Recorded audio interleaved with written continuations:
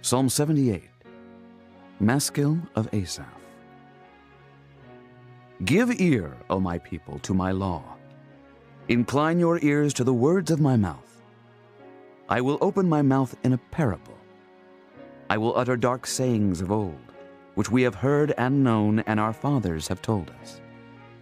We will not hide them from their children, showing to the generation to come the praises of the Lord, and his strength, and his wonderful works that he hath done.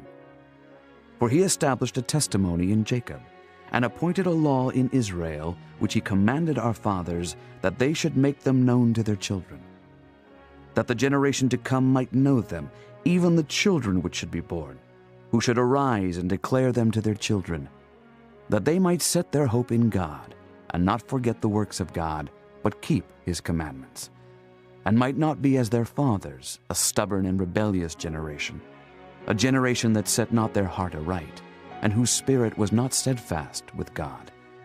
The children of Ephraim, being armed and carrying bows, turned back in the day of battle. They kept not the covenant of God, and refused to walk in his law, and forgat his works and his wonders that he had showed them. Marvelous things did he in the sight of their fathers in the land of Egypt, in the field of Zoan. He divided the sea and caused them to pass through, and he made the waters to stand as an heap. In the daytime also he led them with a cloud, and all the night with a light of fire. He clave the rocks in the wilderness, and gave them drink as out of the great depths. He brought streams also out of the rock, and caused waters to run down like rivers. And they sinned yet more against him by provoking the Most High in the wilderness. And they tempted God in their heart by asking meat for their lust. Yea, they spake against God. They said, Can God furnish a table in the wilderness? Behold, he smote the rock, that the waters gushed out, and the streams overflowed. Can he give bread also? Can he provide flesh for his people? Therefore the Lord heard this, and was wroth. So a fire was kindled against Jacob, and anger also came up against Israel, because they believed not in God, and trusted not in his salvation. Though he had commanded the clouds from above, and opened the doors of heaven, and had rained down manna upon them to eat, and had given them of the corn of heaven. Man did eat angels' food. He sent them meat to the full. He caused an east wind to blow in the heaven, and by his power he brought in the south wind. He rained flesh also upon them as dust, and feathered fowls like as the sand of the sea.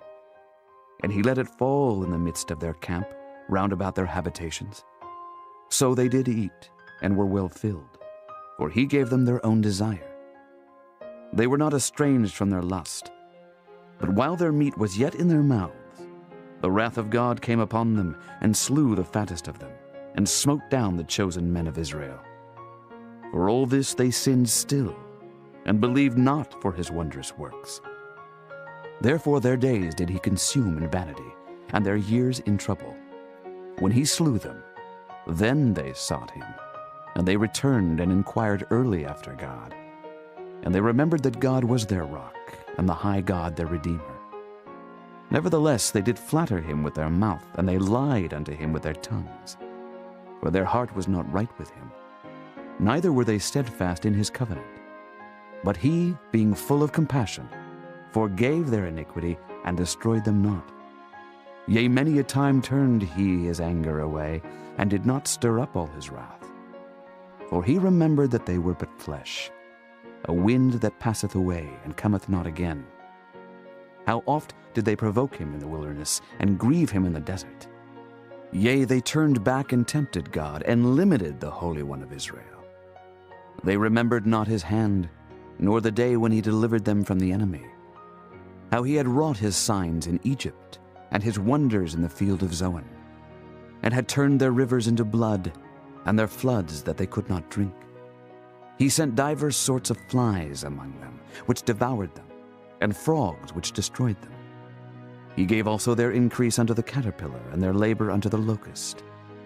He destroyed their vines with hail, and their sycamore trees with frost.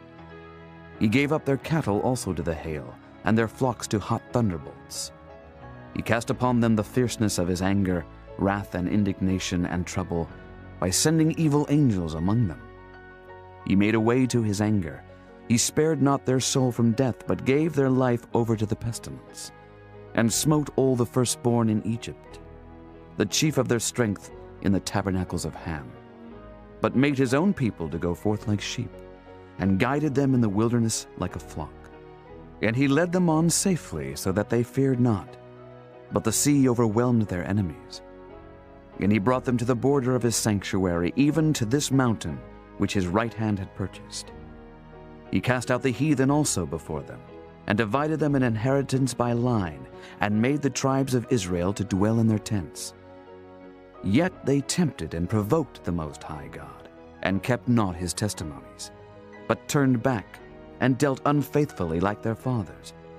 They were turned aside like a deceitful bow. For they provoked him to anger with their high places, and moved him to jealousy with their graven images. When God heard this, he was wroth, and greatly abhorred Israel, so that he forsook the tabernacle of Shiloh, the tent which he placed among men, and delivered his strength into captivity, and his glory into the enemy's hand. He gave his people over also unto the sword, and was wroth with his inheritance. The fire consumed their young men, and their maidens were not given to marriage.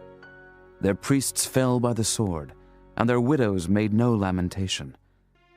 Then the Lord awaked as one out of sleep, and like a mighty man that shouteth by reason of wine.